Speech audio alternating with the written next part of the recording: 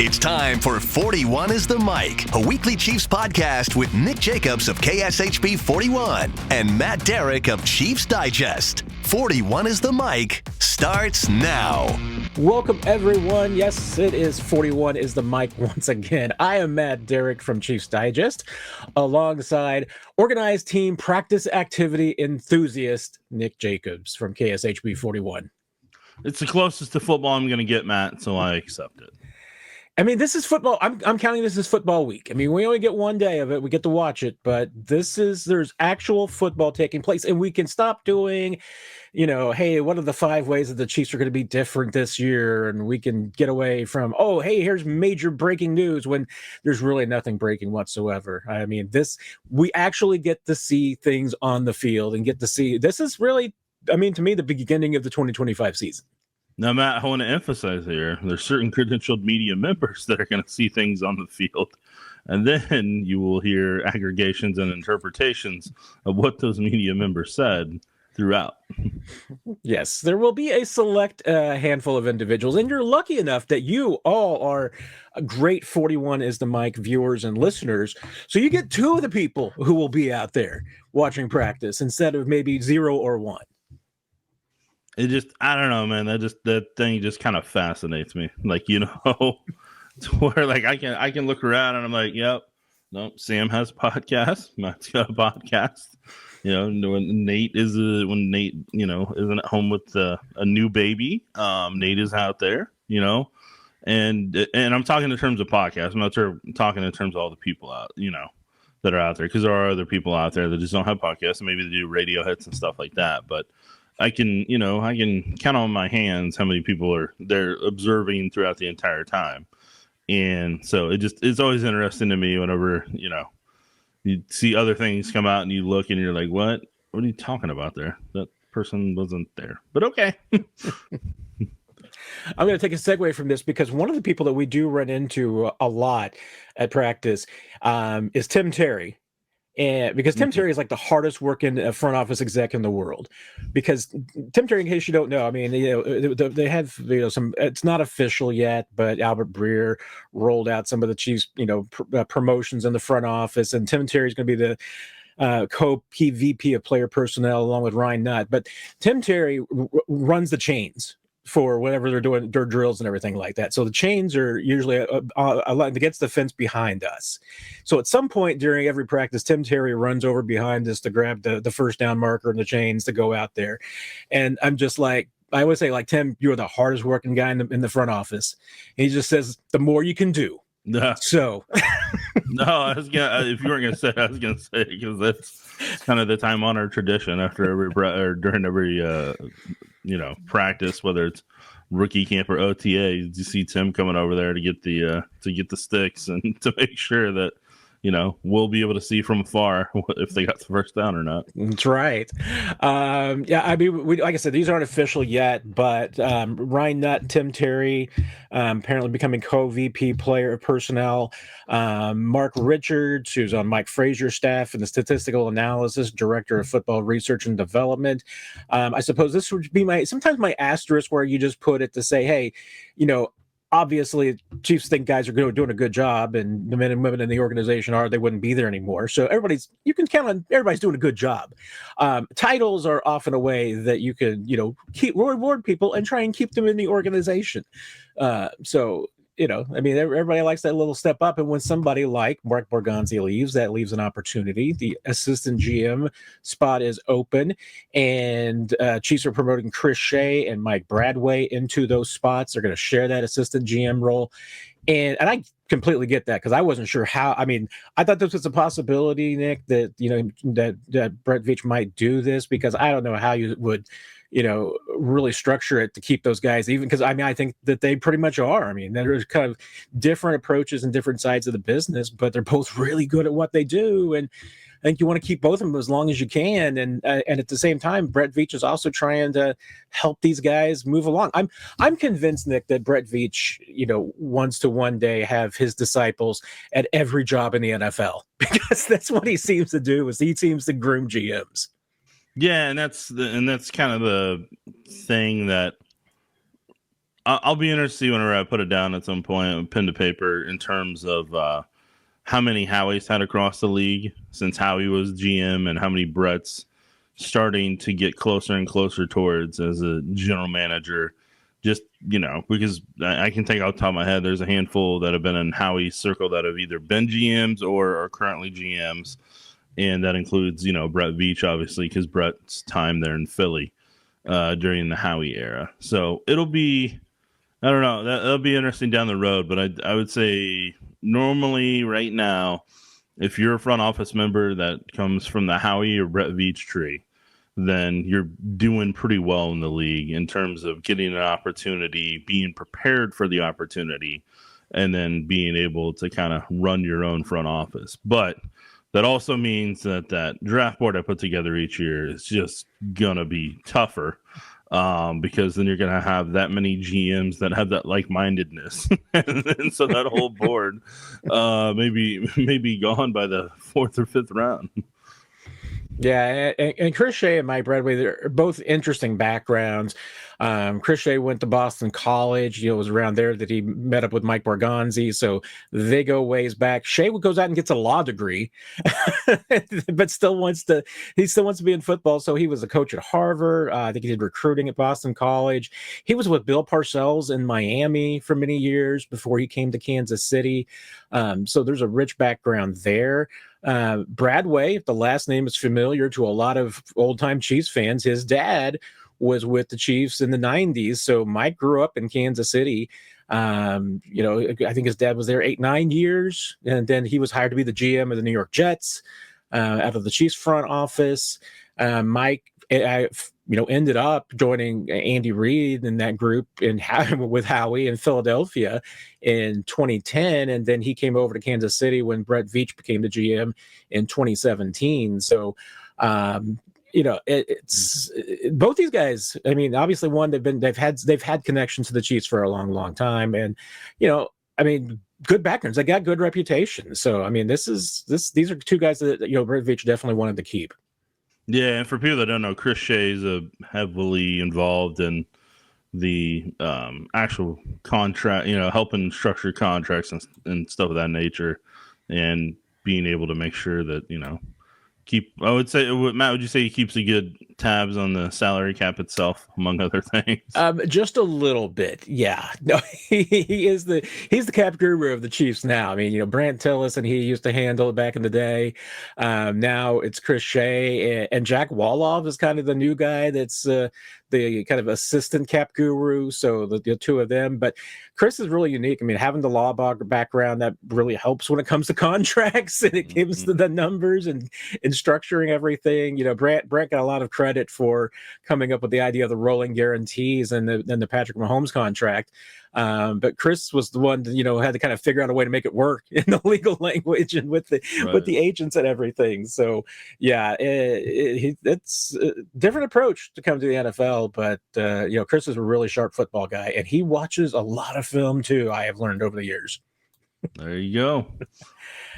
Well, with that aside, we've got football this week. The Chiefs start OTAs on Tuesday.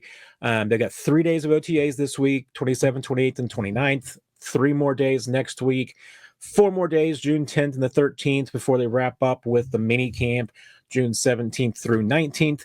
Now, these practices are not open to the public. There are some that the Chiefs do open to season ticket holders. So if you're one of those special folks, you know about that. And if you get to be one of the ones that are out there, that's usually during like the mini camp at the end.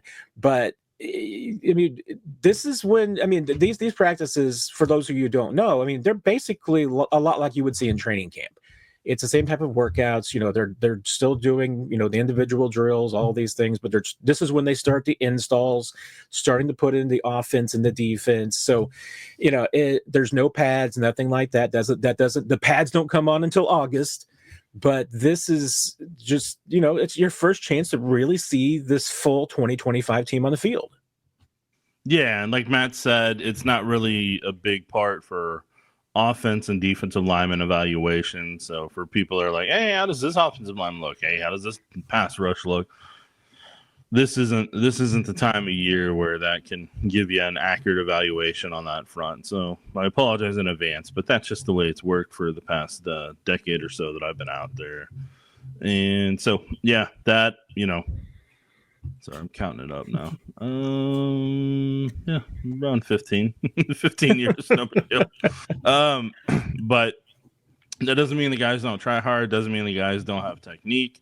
It just means they're not able to make the level of contact or to have the contact that they would if they had shoulder pads on to be able to actually do true football moves, that you would see on a football field. You just need to think of O-line, D-line, like more of a flag football aspect of it versus what they're doing, what you see whenever you watch the game on Sundays. So asking about that, like, I get it, totally get the excitement, totally understand it, but you're really think of it mentally like more of a 7-on-7 to where that's more so what you're evaluating. But the benefit you do get to see is if there is a pass rush, then you get to see if a quarterback shies away from stuff, which the veterans the Chiefs have typically don't because they're used to it. Unlike a rookie camp where guy may take off and scramble when he shouldn't.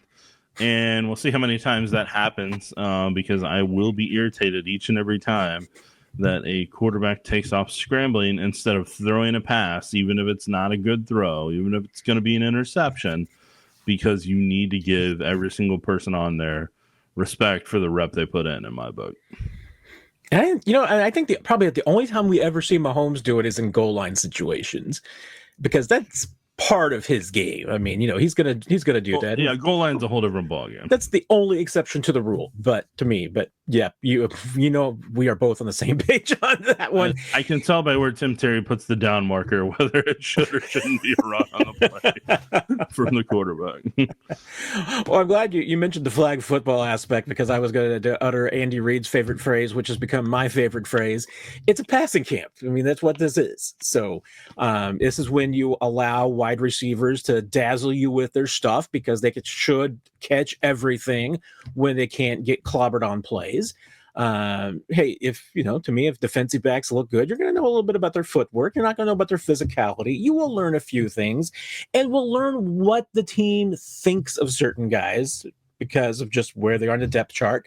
Now, I want to place this caveat so that when we do start getting to the pods after this, and we'll remind you again later too, I'm sure, there are rules of what we would say things that are embargoed is the term in the biznick.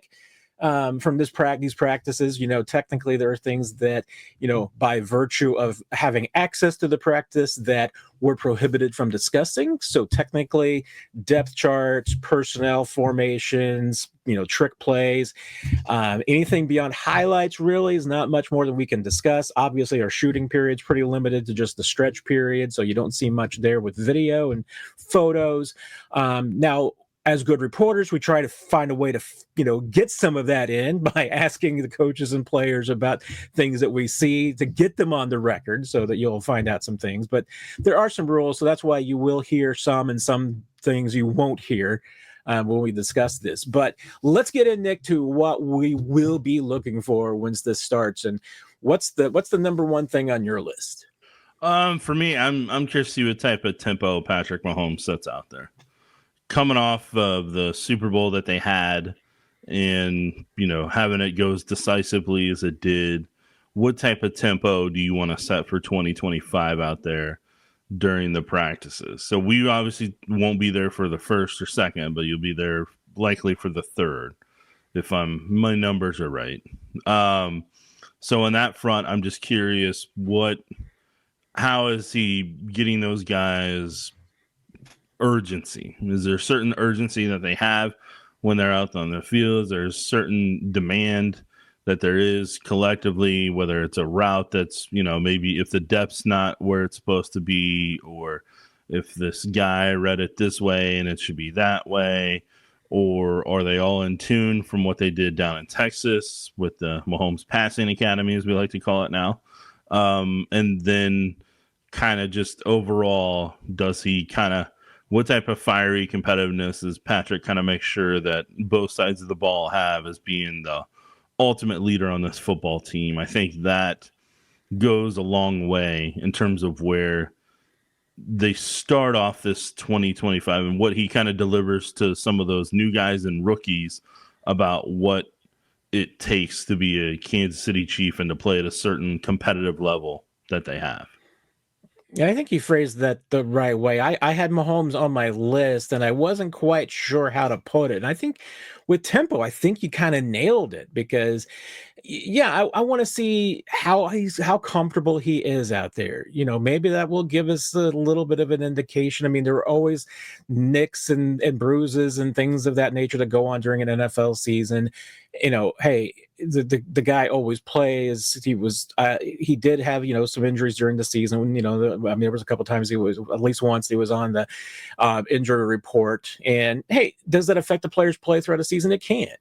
You know, so yeah, I want to see how he's moving around, just how he looks in general. We should also probably put the caveat here again, Nick, that these are voluntary workouts. These first 10.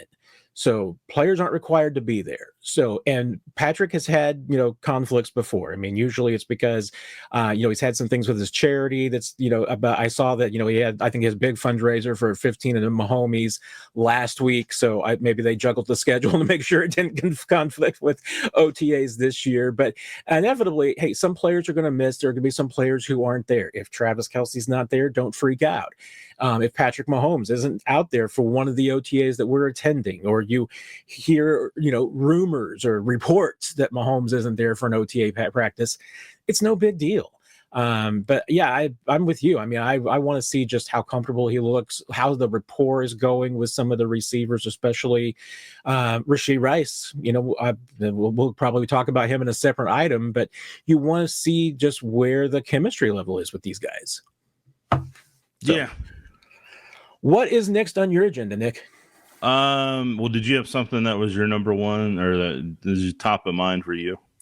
The number one for me, and this just generally goes on with every year at OTAs, it's health. It's who's ready to go and who's not.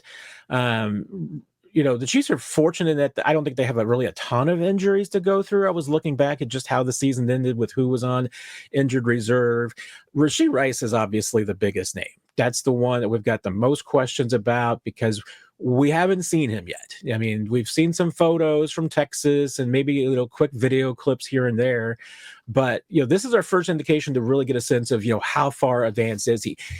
You know, there's a possibility. I mean, obviously, that he's not practicing right now, that the Chiefs are going to be, you know, will be somewhat selective with him. And maybe they don't want to push him too hard, too fast, since maybe the original timeline looked like it was going to be beginning of camp when he was ready. Mm-hmm. If Rashee Rice is out there and running with the, you know, and the 11-on-11 periods, I'll be really impressed. I mean, that will be a good sign. And obviously you'll want to see how he is and how he looks, but I want to see where he is. Jared Wiley's probably the second one on that list because that's, you know, I think that's going to be an interesting position. And obviously Wiley's got a lot of potential. Coming off an ACL, that's, to me, once again, you know, me and ACLs, Nick. I mean, I always say first year back's rough, and it could certainly be that way for a second year player. But I want to see where he's at. If he's going to be on the field, I mean, it's entirely possible. Again, he's not a guy that gets out there until training camp. We'll find out. But there may be some others. This is also when we find out, you know, maybe who had some offseason work done, some cleanup done that we didn't know about. That, you know, now we see because they're on the sidelines without a helmet, and you know, that's happened before in the past. So maybe we might find out some surprises on Thursday. Yeah. So second one, I'll touch on that one a little bit later. Second one for me is going to be the timing with the receivers for each quarterback. Where is that at overall with each wide receiving group that works with whatever quarterback's on the field? How are they doing from a timing perspective? How are they doing from a depth perspective? What routes are receivers comfortable with, and which ones do they need some work in terms of making sure they're at the depth that they need to be at, if they're reading the coverage right and adjusting off of that to where the quarterback and them are on in sync and at the right spot. That's a big part of that Chiefs offense, and this is the chance where they get to work on it for this next month and a half before they head off to training camp in late July. So for me, that is always kind of the biggest thing of OTAs and mandatory minicamp is what the timing's like between the quarterback and receivers, what type of chemistry they have, and how many of them are in sync with those quarterbacks.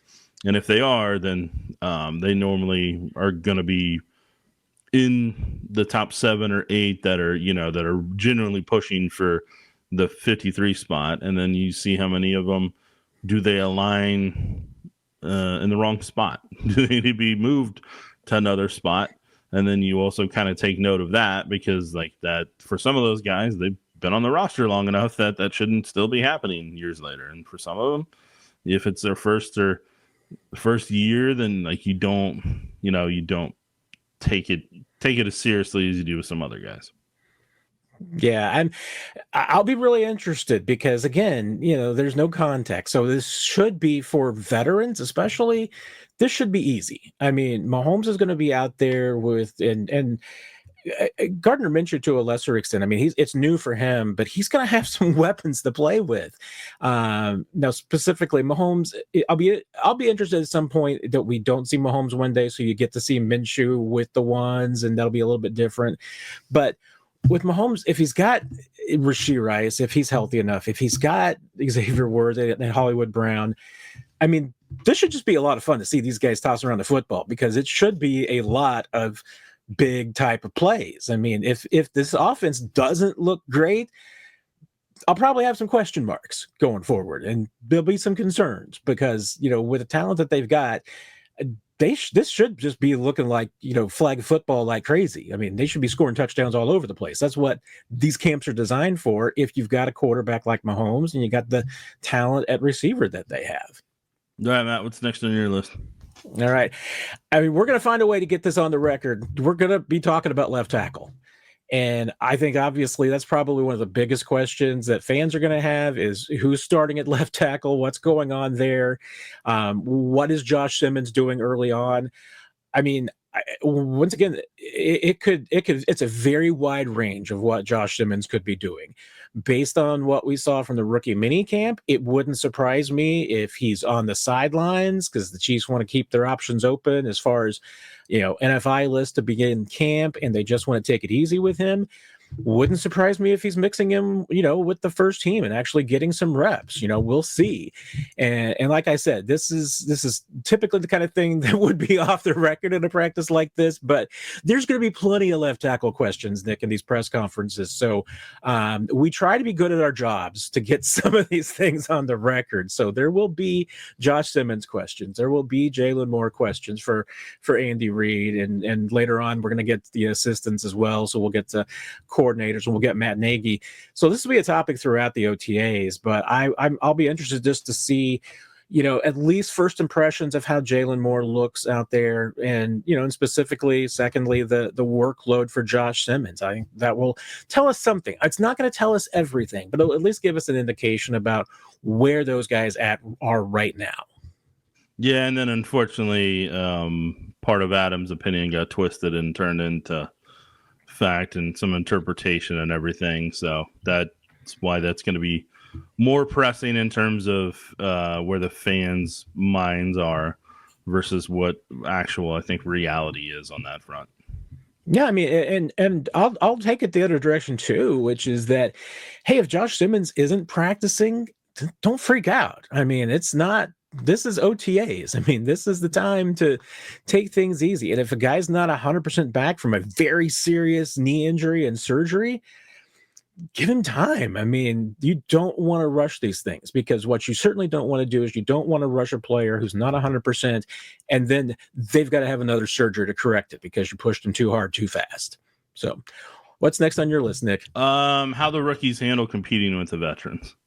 This is always kind of the most intriguing, is how do they handle being out there with the certain level that they now have to hit, because that kind of turns into a unique reality check for them, because during rookie camp, some of them were able to kind of be the stars of camp, be the standouts and everything, both either athletically or just an ability or instinct and everything.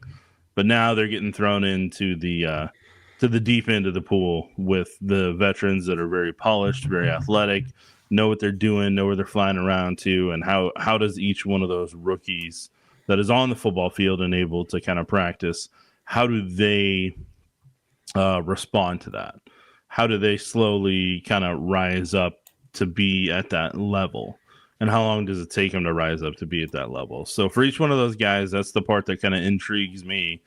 Obviously, the guys more so that you'll be able to see it with is going to be Noel Williams and Jalen Royals, just because of it being a passing aspect. We're not going to be able to see it as much, obviously, with Norman Lott, and we're not going to be able to see it with Gelati as much as you would want because there won't be pads on.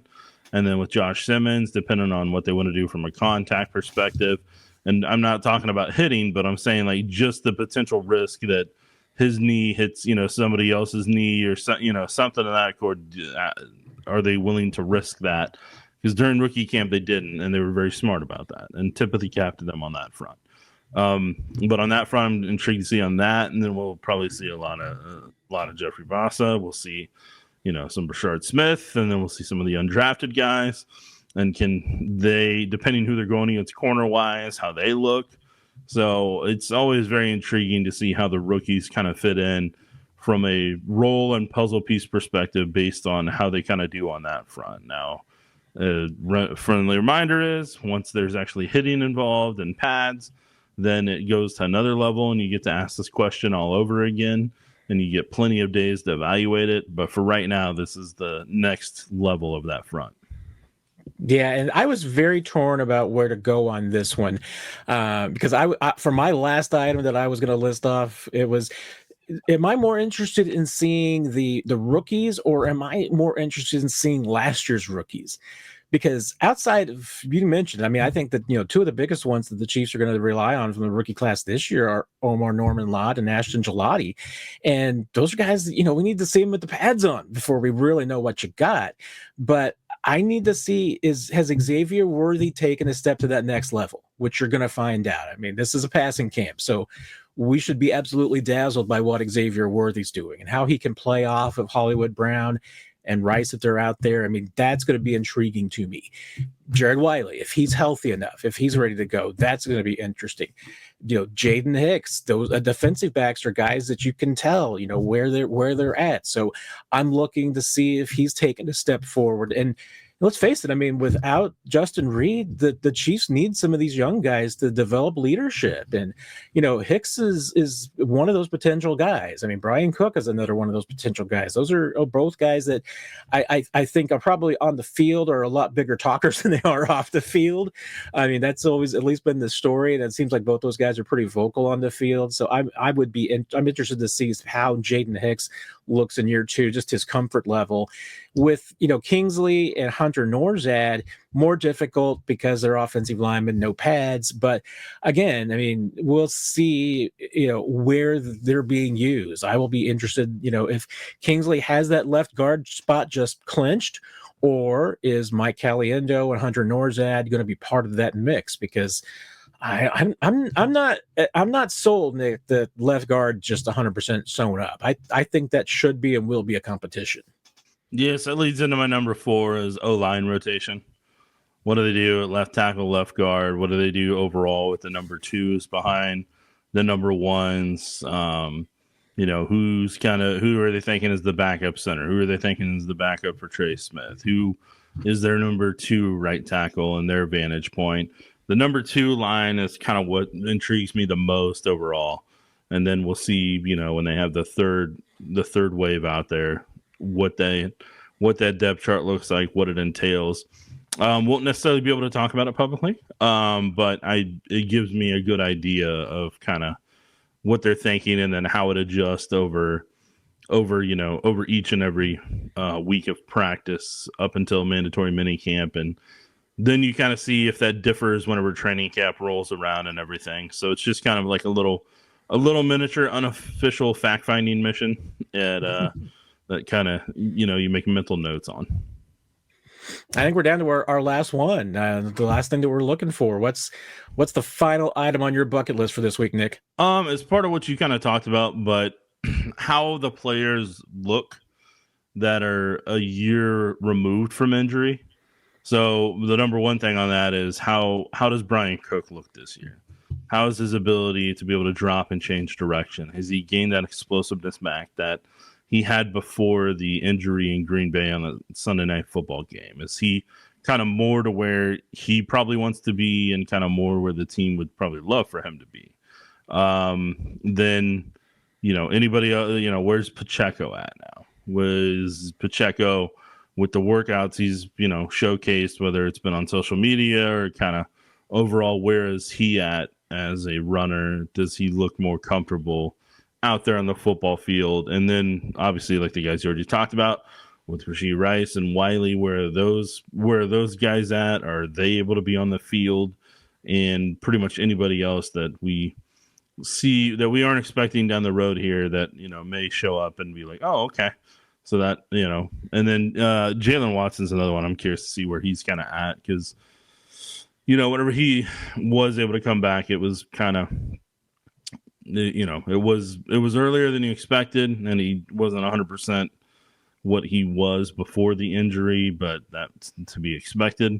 And so I'm kind of intrigued where he's at as well. So for me, more so, it's kind of certain layers to it, to where like the certain guys I want to see more than anything else is kind of guys that are over a year removed from their injury.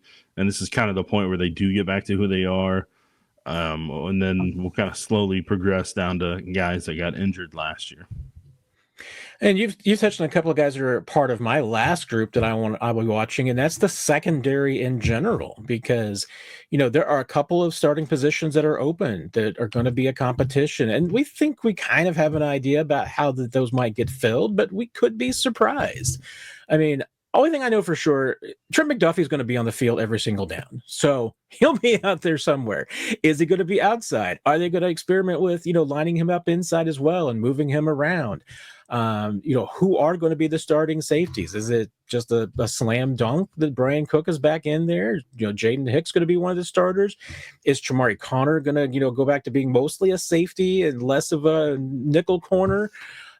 Is Christian Fulton, going to step into the starting lineup? Is it Jalen Watson? Are Najee Johnson, Joshua Williams ready to take those steps? There's a lot of guys that are in the mix. I mean, the Chiefs have a ton of corners that have some experience now.